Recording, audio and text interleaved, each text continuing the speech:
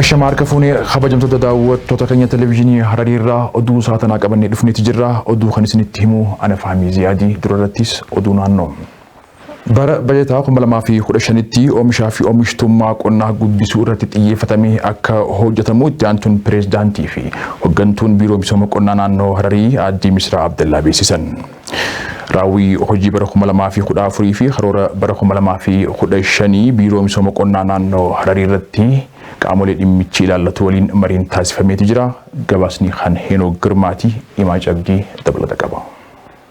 Biiroo misooma qonnaa naannoo Hararii raawwii bara 2014 fi karoora bara baajataa 2015 irratti qooda fudhattoota waliin mari'achuu jalqabe. Itti aantuun pireezidaantii fi itti gaafatamtuun biiroo misooma qonnaa naannoo Hararii Aadde Misraa Abdallaa yeroo kanatti akka jaaniin bara baajataa dabree boqonnaa qophii karooraatiin qaamolee raawwachiiftuu waliin gara hojiitti seenuu yaadachiisan. Kaayyoon waltajjii kanaatis oomishaa fi oomishattummaa midhaanii, misooma qabeenya beeyladaa, hojiilee eegumsa biyyoo fi bishaanii, karoorri ashaaraa magariisaa akkaataa karooraatiin hojiilee hojjetaman bu'aalee argamanii fi hanqinoota mul'atan gamaaggamuun kallattii gara fuulduraa kaayuuf kan kaayyeeffate ta'uudha ibsan. Itti dabaluunis bara baajetaatti hojiilee meekaanaayizeeshinii qonnaa babal'isuu fi piroojeektii misooma jallisii yeroon xumuruu irratti gaheen qooda fudhattootaa maal ta'uu akka qabu waliin gamaaggamuunis kaayyoo waltajjii kanaa isa birooti jaan. Waltajjiin gamaaggamaa cinaacha jabaa fi laafaa adda baasuun karoora bara 2015 keessa galchuun bu'aa fiduu kan dandeessisu ta'uu ibsan. Naannichatti damee qonnaa muuxeessuu fi oomishaaf oomishattummaa guddisuu irratti bara baajataa 2015 tti gahee qooda fudhattoota guddisuuf xiyyeeffannaan kan hojjetamu ta'uu Aadde Misraan hubachiisanii. Waltajjii kanarratti itti gaafatamtoonni hojii, ogeeyyiin, raawwachiiftuu fi qooda fudhattoonni hirmaachaa kan jiran yoo ta'u, raawwiin bara 2014 fi karoorri bara baajataa 2015 dhiyaatee irrattis mari'atamaa jira. Bulchiinsi aanaa Shankoor iddoo tursiisa daa'immanii hojjechiisaa ture eebbisiise. Giddugalichi iddoo hooggantuun biiroo dhimmoota dubartoota daa'immanii fi dargaggoota naannoo Hararii Aadde Daliilaa Yuusuf argamanitti eebbifamee jira. Giddugalichi haadholee waajjira bulchiinsa aanichaatti argaman daa'imman isaanii dhiheenyaan akka hordofanii fi akkasumas illee dhiibbaa hojii kan hir'isu ta'uu Aadde Daliilaan dubbataniiti jiran. Fayyadamummaa guddisuu fi akkasumas illee mirkaneessuudhaaf hojiileen fakkaatan akkanaa itti fufuu akka qabus eeranii jiran. Waajjira paartii badhaadhinaa naannoo Harariitti hoogganaan gurmaa'insa waldaalee siivikii fi paartiilee siyaasaa obbo Hassan Abdii gama isaaniitiin fayyadamummaa dubartootaa guddisuudhaaf hojiileen baay'een kan hojjetamaa jiran ta'uu himanii hojiileen wal fakkaatonis iddoo biraatti babal'achuu akka qabu gaafatanii jiran. Sirna eebbaa kanarratti hooggansi aanichaa, hojjettoonnii fi akkasumas illee keessummoonni garaagaraa hirmaatanii jiran jechuudhaan tan gabaastee Aayishaa Ramadaanii. Eegumsa qabeenya uumamaa jireenya ilmaan namaatiif barbaachisaa waan ta'eef hawaasni qabeenya uumamaatiif kunuunsa godhuu akka qaban gaafatame. Piroojeektiin burqaa inisheetiivii qaamolee dhimmichi ilaallatu waliin ta'uudhaan gaara Haakim, Soofii fi burqaa irratti hojii eegumsa biyyeetii fi bishaanii hojjechuu irratti argamu. Maamad Toofiq dabalata qaba.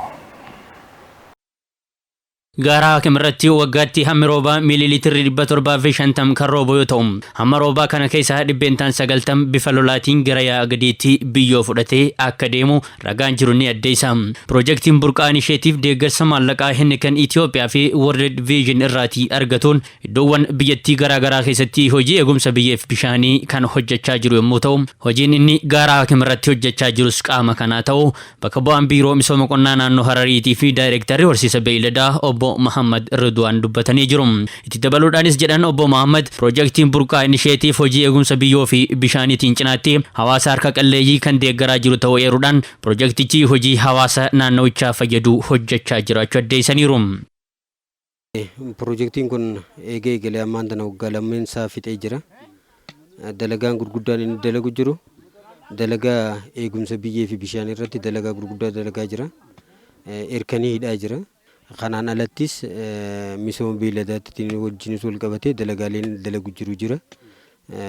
Re'ee bitee harka qalleeyyiidhaa kannaa jira. Lukkuu bitee harka qalleeyyiidhaa kannaa jira. Akkasumas gaagura kannisaallee bitee kannaa jira. Qoonqoo nyaata beeyladaatis toora kanarra dalaguudhaa hojii wal qabatee dalagaa gurguddaa dalagaa jira. Bakka bu'aan Heineken Itoophiyaa fi maanajarrii lookaal soorsiingii kan ta'an obbo Taarraqany Gaaromsaa kaampaaniin Heineken Itoophiyaa hawaasa tajaajilaa turuu himuudhaan waggoottan lamaan darbanitti burqaa inisheetiif waliin ta'uudhaan Gaaraa Hakimitti hojii eegumsa biyyee fi bishaanii hojjechaa jira jedhani. Gaaraa Hakim irratti lafa hektaara 120 fi ol ta'u irratti daaga hedduudhaanii fi iddoowwan qullatan akka deebi'anii marganii fi dandamatan taasisuudhaaf hojiin bal'aan hojjetameera jedhan. Heineken biyya kana seenee hojii gurguddoo hojjeta. Biira oomishuu qofa otoo hin taane misooma biyyaa keessatti hirmaachuudhaan jiruuf jiruu uummataa jijjiiruu keessatti biyyattii kana deeggaruu keessatti gahee guddaa taphata. Carraa hojii uumuudhaan gibira kabaruudhaan akkasumas immoo misooma uummata faana hojjechuudhaan hojii gurguddaa hojjetaa jira. Isa keessaa kun amma kanarra jirru kun burqaa inisheetiif kan jedhamu bishaan irratti kan xiyyeeffatedha. Baddallee fi asitti hojjetamaa jira. Kunis maal inni naannoo jirru kana keessatti bishaan hin fayyadamna, uummata faana jiraanna. Bishaan immoo lubbuudha. Hojii keenyaafis uummataafis barbaachisaadha. Kan ammoo dursinee otoo hanqinni bishaanii balaan kun hin dhufin dursinee naannoo kana eeguudhaan bishaan akka lafti qabachuu danda'u bosona dhaabuudhaan uummannis akka bosona faana waliin haraaramee waliin jiraachuu danda'u taasisuu keessatti hojii guddaa hojjechaa jirra. Piroojeektii waggaa 3ti. Walitti viijinii faana ta'uudhaan hojii kan hojjenna. Naanis baay'inaanis akka fooyya'u taasisuu keessatti hojii guddaa hojjenna mallaqatti ramannee jechaadha. Hojii gaggeessaan piroojeektii burqaa inisheetiif obbo Darajjee Xilaa'uun biyya keenyatti sababa namoonni xiyyeeffannoo kennuu fi dhiisuutiin gaarreen hedduun qullaatti hafuudhaan jijjiirama qilleensaatiif sababa ta'uu eeruun kunis hongeedhaa fi sababa namoota saaxilaa jiruu fi roobni yeroo isaa hin eeggannee fi hammaan guddaa ta'e gaafa roobe lolaadhaan lammiilee hedduu balaadhaa fi saaxilaa jiraachuun eegumsa biyyee fi bishaanii hojjechuun barbaachisaa ta'e argameera jedhan. Kaayyoon ijoon piroojeektii kanaatis bishaan lafa jalaa gabbisuudha kan jedhan obbo Darajjeen hanga ammaatti hojii hojjetameenis bishaan lafa jalaa liitirii 7,500 tulluu Gaaraa Hakim jalatti kuufamu kaasanii jiru.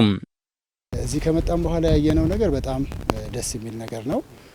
ጥሩ እርከኖች ተሰርተዋል። እንግዲህ የቡርቃ ኢኒሼቲቭ ትልቁ ዓላማ የከርሰ ምድርን ውሃ ማበልጸግ ነው። Asirga dhufne waan nuti argine baay'ee kan namatti toludha. Kaayyoo guddaan inisheetiivii burqaa lafa gogaa bishaaniin badhaasuudha. Gama kanaan asitti kan argine hojiiwwan bishaan bu'uura godhatan akka bu'aa gaarii fidan abdii qabna.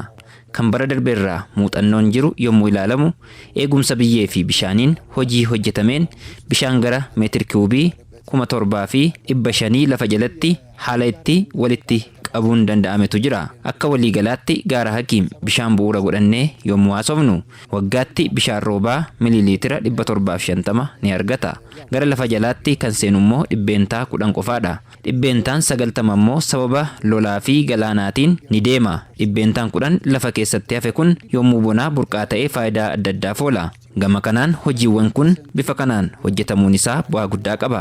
Bishaan kun haalaan kunuunfame jechuun magaalaafis dhugaatiifis ta'e kanneen biroof faayidaa ni qabaata jechuudha.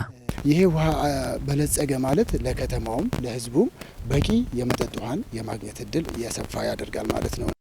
Hojii gaggeessaan warshaa biiraa Harar obbo Misgaanaa Waldagorgisii warshichi qaama Heineken Itoophiyaa ta'uu eeruudhaan kutaalee hawaasaa harka qalleeyyii ta'anii fi deeggarsa garaagaraa gumaachaa jiraachuu ibsani. Keessumattuu hojii eegumsa biyyoo fi bishaan irratti hojii boonsaa hojjechaa akka jiru addeessanii jiru. አካባቢያችን ላይ ያሉትን ዛፎች መጠበቅ Mukkeen naannoo keenyaa fi biyyee naannoo keenyaa eeguun dhimma jiraachuu fi jiraachuu dhabuu waan ta'eef har'a hojjetamee bor kan hafu waan hin taaneef hundumtuu naannoo isaa kunuunsee eeguu qaba. መሳተፍ ያለበት ሁሉም ሰው አካባቢው መጠበቅ ያለበት Qindeessaan qonnaa aanaa Soofii obbo Jaafar Kadiir akka jedhanitti burqaan isheetiif Gaaraa Hakim irratti yeroo hojii eegalu mariin hawaasichaa amansiisee miidhaa jijjiiramni qilleensaa hawaasarraa qaqqabsiisuutii danda'u hubachiisuudhaan hirmaannaa hawaasaatiin hektaara 120 fi ol hojiin daaga hidhuu hojjetamu eeruun kunis cimee kan itti fufu ta'uu kaasanii jiru. Naannoo kanatti maaltoonni barbaachisaa dhiqamsa biyyee fi bishaanii wajjin wal qabate mukkeen as keessa dhaabamuu qaba. Mukkeen as keessa gisee dhaabamu dura dursoo maal godhamuu qaba jettu gatteenyee qonnaan bulaa dura dursoo caasaa irratti hojii mari'annee marii sadarkaa gaggeessinee booda hawaasa bal'aa mari'achuudhaan hojii eegumsa biyyee fi bishaanii barbaachisummaa isaa irratti eegarra walii gallee booda hojii piroojeektii deeggarsa burqaa inisheetiiviin kan hoogganu jechuudha. Qindeessaan piroojeektii burqaa inisheetiif damee naannoo Hararii obbo Taaddasaa Gabbisaan waggaa lama keessatti sochii hawaasaa uumuudhaan eegumsa biyyee fi bishaaniitiin alatti hawaasa harka qalleeyyiidhaa fi re'ee bitee kennuu fi hojiilee deeggarsa hawaasaaf fayyadamtummaa hawaasaa mirkaneessuu danda'an adda addaa irratti hojjechaa turuu addeessanii jiru. Burqaan isheetiifin bara darbe araddaa tokko qofa irratti hojjechaa turre bara kana immoo dhiyeenya kana araddaa lama irratti hojjenne araddoonni sun barkalleen waggaa lama irra dalagamaa ture soofii kan jedhamtus waggaa tokko dhiyeenya kana immoo araddaa burqaa irratti hojjechaa jirra. Jiraattonni naannichaa fi araddaa burqaa akkasumas araddaa soofii fi bulchitoonni araddichaa hundi hojiilee piroojeektichaan hojjetamaa jiraniin bu'aaleen hedduun argamuu fi hojii burqaa inisheetiif hojjechaa jiru kanaan hedduu kan gammadan ta'uu dubbatanii jiru. Hojiilee piroojeektiin kun gara fuulduraa hojjetuufis tumsa barbaachisu hundaa'u kan taasisanii fi hojiilee garaagaraa piroojeektii kanaan hojjetameenis hedduu gammaduu ibsanii jiru. Barattoonni dandeettii addaa qaban saayinsii kalaqaatiin bu'aa buusuu akka danda'an gochuudhaaf qaamonni dhimmi ilaallatu hundinuu hojjechuu qaba jedhame. Sagantaan agarsiisa saayinsii fi kalaqaa barattoota aanaa soofii jidduutti gaggeeffameeti jira. Abdii Usmaan dabalata qaba. Sagantaan agarsiisa egzibishinii saayinsiidhaa fi kalaqa barattoota manneen barnoota aanaa soofii mana barumsaa Dakkaritti adeemsifameeti jira. Sirna agarsiisa manneen barnootaa kana irrattis argamuudhaan haasawaa kan taasisan bulchaan aanaa soofii obbo Muhammad Saabit akka dubbatanitti sadarkaa aanaatti dandeettii hojii kalaqa barattootaa cimsuudhaafis xiyyeeffannaa kanneen hojjechuu irratti argamnaa jiran. Kana sadarkaa aanaatti immoo nutis xiyyeeffannaa guddaa kennee fi barnoota irratti yoo hojjennu taate jijjiirama bu'uurarraa fiduu dandeenya waan ta'eef jecha barataa waan uumame qofatti fayyadamaa osoo hin taane barsiisaa waan uumame qofatti fayyadamaa osoo hin taane barsiisaa tiyoorii qofa ijoolleetti himee galu osoo hin taane kan hojjetee itti agarsiisu kan uumee itti agarsiisu barataa ammoo waan baraterra dhaabbatee uumee nu agarsiisuu danda'u oomishuu qabna jennee akka bulchiinsa aanaa keenyaatti hidhannee lafaa kaanee jirra jechuudha. Bakka bu'aan paartii badhaadhinaa aanaa soofii obbo Balisaa Mahammadis gama isaaniitiin sadarkaa biyya keenyaattis ta'e sadarkaa addunyaatti yeroo ammaan tanaatti dorgomaa ta'ee kan jiru hojii saayinsii waan ta'eefis hojiin dandeettii kalaqaa uumuudhaa cimee itti fufuu qabaat jedhan.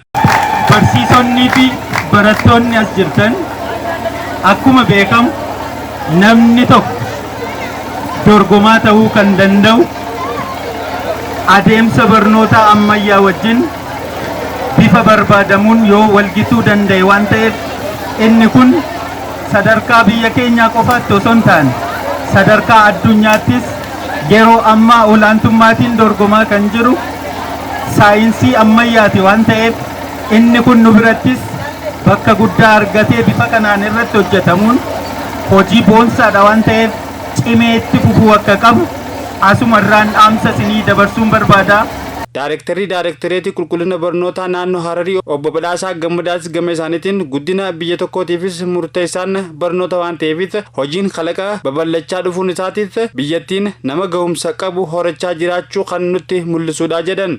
Guddina biyya tokkoof gahee guddaa kan qabu inni murteessaan maali yoo jenne barnoota. Barnoota alatti badhaadhina yaaduun barnoota alatti misooma yaaduun hin danda'amu. Kanaafuu barnoota kan nuti jennu yoo barattoonni keenya jijjiirama amalaa fiduurra darbanii akkaataa kanaan kalaqa jechuun hangam barnoonni akkam bu'aa buusaa jiru yookiin lafa qabachaa jiru nutti argisiisa jechuudha. Kanaafuu kalaqa yeroo kalaqnu booru badhaadhina biyya keenyaa galmaan ga'uudhaaf bu'urri kanaa jechuudha. Yoo kalaqni jiraate hojii dhabdummaan hin xiqqaatu. Yoo kalaqni jiraate warshaaleen ni bal'atu. Yoo kalaqni jiraate boori gabiyaa yookiin immoo dorgommii gabaa keessatti nama ga'umsa qabu argachuun yookiin immoo fudhachuun danda'ama jechuudha. Kanaafuu barsiisonnis barattoonnis akkaataa kanaan bu'aa barachuu keessanii gochaan qabatamaan mul'isuu keessaniif ulfaadhaa galatoomaa jechuun barbaada. teknoolojii uumuudhaa fi teknoolojiitti fayyadamuudhaaf illee barnoonni saayinsiidha bu'uura kan jedhan daayirektarii daayiroktereetii sirna barnoota naannoo Hararii Dr. Kamal Abdulbaasitis barnoota saayinsii manneen barnootaatti kennamu qaamni dhimmi ilaallatu hundinuu deeggaruutu irraa eeggamaati jedhan. Teknoolojii uumuudhaafis teknoolojiitti fayyadamuudhaafis barnoonni saayinsiidha bu'uura jechuudha. Kanaafuu barnoota saayinsii mana barumsaatti kennamu kan hogganni barnootaa maatiin barattootaa barsiisonni nu hundi deeggarree barattoonni keenya saayintistoota ciccimoo boru biyya isaaniitii fi addunyaa irratti yaamaman taasisuu nurraa eeggamaa jechuudha. Itti gaafatamaan waajjira barnoota aanaa Soofii Obbo Aliyyi Jibriil dandeettiin barattoota manneen barnoota sadarkaa barbaadame irra gahee biyyattiidhaafis bu'aa buusuu akka danda'u gochuudhaafis qaamni dhimmi ilaallatu hundinuu barattootaa fi manneen barnootaa cinaa dhaabbachuu akka qabus dhaamaniiti jiran. Qaamni dhimmi ilaalu hundi yoo kan jajjabeessinee abdii toorru taate halaqa kanaa miti bakka faranjiin dhayite sana wanni ijoolleen teenya hin deemeef takka illee hin jiru jechuudha. Sagantaa agarsiisa goolabbii egzibiishinii kalaqa saayinsiidhaa fi teknoolojii manneen barnoota aanaa Soofii kana irrattis afyaa'ii aanichaa obbo Durrii Adam dabalatee keessummoonni biiroo barnoota aanichaa fi maatiileen barattootaa irratti argamuudhaanis dhuma irratti daawwii hojii kalaqa barattootaa kana taasisaniitu jiran. Kolleejiin barsiisotaa fi biizinasii Hararii barsiisota 131 sadarkaa dippiloomatiin eebbisiise. Barattoonni eebbifaman kun barnoota ittiin eebbifamaniin hojii bu'a qabeessa akka hojjetan gaafatameeti jira. Gabaasni kan Saayoo Abdurrahmaanii Diinee Mahammad dabalata qaba. Sirna eebbicha irratti argamuun haasa'u kan godhan bakka bu'aan diinii kolleejjichaa obbo Mallas Abarraa kolleejiin barnoota barsiisotaa fi biizinasii Harar damee ogummaa barsiisota garaagaraatiin leenjisuun dabalatatti bara 2010 akka irraa jalqabe damee kominikeeshinii fi afaan Harariitiin sagantaa digriitiin barattoota qeebalee barsiisuu irratti akka argamu dubbatan. Kanumaanis guyyaa irraa barattoota sadarkaa diploomaatiin qeebalee barsiisaa ture kan eebbisee hoggaatoo barattoonni barnoota barachaa turaniin bu'aa qabeessa akka tahan dubbatan. Dabalataanis kolleejichatti diiniin kutaa barnoota biizinasii fi ikoonomiksii Tarmees Mangistuu waggaa 3 ol barattoota ogummaa barsiisotaatiin leenjisaa ture gara fuula duratti barnoota isaanii jireenya isaanii waan ta'eef hojii hojjetan irratti xiyyeeffannaa guddaa kennuun hojjechuu qaban dubbatanii jiran. Gama biraatiin kolleejiin barnootaa fi barsiisota Harar saayikilii sadarkaa 1ffaa fi sadarkaa 2ffaan barsiisota garaagaraa kan leenjisaa ture waggaa ta'u gara sadarkaa dippiloomatiin gosa barnoota 4 saayinsii uumamaa afaan Oromoo Amaarinyaa fi barnoota siiviksiitiin barattoota barsiisaa ture guyyaa irraa eebbisiisuudhaan saddeessanii jiran. Eebbifamtoonnis damee ogummaa eebbifamaniin lammiilee amala gaarii qaban horachuu keessatti gahee eeggamu akka ba'anis waada seenanii jiran. Kolleejichi barattoota sadarkaa dippiloomaatiin barsiisaa ture guyyaa irraa kan eebbisee waggaa ta'u barsiisota 130 akka ta'an keessaa 55 dubartoota akka ta'an beekuun danda'amee jira.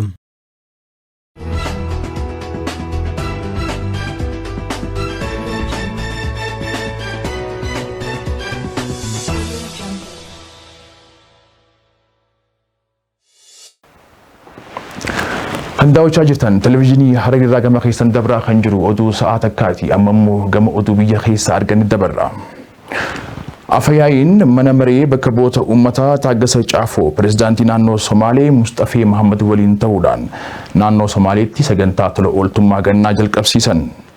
Oduu birootiin pirezidaantiin naannoo Oromiyaa obbo Shimallis Abdiisaa sagantaa ashaaraa magariisaa godina Shohaabaa aanaa Loomeetti jalqabsiisanii jiran. Biqilaa Alamuu akka itti aanutti dhiyeessa.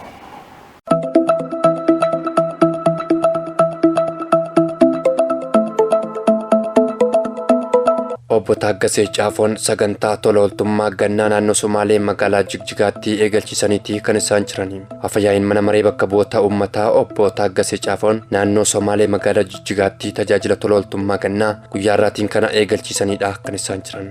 Sagantichaa irrattis obbo Taaggasee Caafoo fi pirezidaantiin naannoo Somaalee obbo Mustafee Mahammad manneen harka qalleeyyii 30 haaromsuudhaan eegalchiisaniiti jiru. Sagantaa eegalchiisa tajaajila tola ooltummaa kana irrattis hooggantoonni mootummaa naannichaa fi federaalaa biroon argamuun isaanii ibsameetii jira. Tajaajilli tola ooltummaa karoora sadarkaa biyyaatti oomishaa fi oomishtummaa dabaluu qabame milkeessuu keessatti qooda olaanaa qabaachuun isaas eerameetii jira.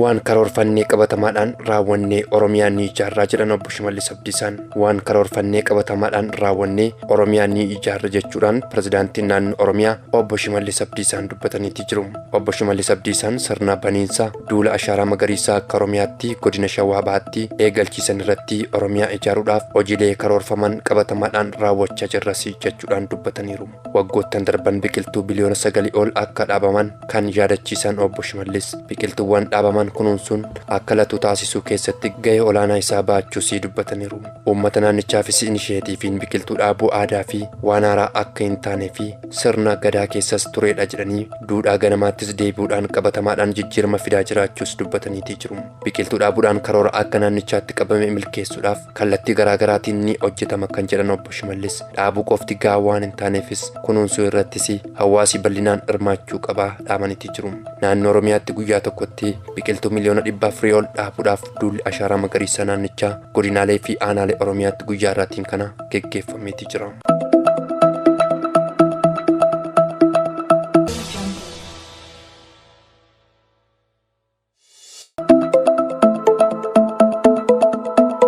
bara baajetaa xumurametti damee indaastirii irraatii galii doolaara miliyoona 5 ol argamu isaa ministeerri industirii beeksise. Ministeerichi fi dhaabbileen itti waamama isaa gamaggama raawwii hojii bara darbee fi baajeta bara kanaa ilaalchisuudhaan gamaggama isaa dirree dhawaatti adeemsisaatii jira. Ministeerri industirii federaalaa obbo Malaakoo Allebal akka jedhanitti sochii ministeerichi qindoomina naannolee bulchiinsa magaalotaa fi qooda fudhattoota waliin eegaluudhaan Itoophiyaan haa oomishtu jechuudhaan hojiin industirii eegalame bu'aa guddaa fiduusii eeraniitii jiru. Dabalataan oomisha biyya keessaa ilaalchisee doolaarri biliyoona 2 ol baasee irraa kan eere ministeerichi industirii xixiqqaa fi olaanaa 2830 ol biyya keessa galchuunis danda'amuusaa dubbateera. Hojiin jajjabeessuun eegalaman kunneenis lammiilee 200,000 fi 55,000 oliif carraa hojii uumuun isaas ibsameera. Kunis karoora 95 galmaan gahuun himameetii jira. Bara darbee bifa wal fakkaatuun lammiilee 172,072f carraa hojiin uumamuun isaa ifameetii kan inni jiru. Waltajjii gamaggamaa fi beekamtii kennuu irratti kan argaman kantiibaan bulchiinsa dirree dhawaa obbo Kadir Juhaaris qindoomina federaalaa fi bulchiinsa magaalichaatiin hojiileen hojjetamaatii jiran dirree dhawaan giddugalummaa industirii ta'uu ishee kan itti mirkaneessaatii jirtudha jechuudhaan dubbataniiru. Televizyinii Harariirraa oduun saatanaaf qabannee isiniif dhiyaanne keelaan gaamman tana hordoftanii oduu waliin faamii ziyaadiin ture sagantaalee afan waliin turtii gaarii.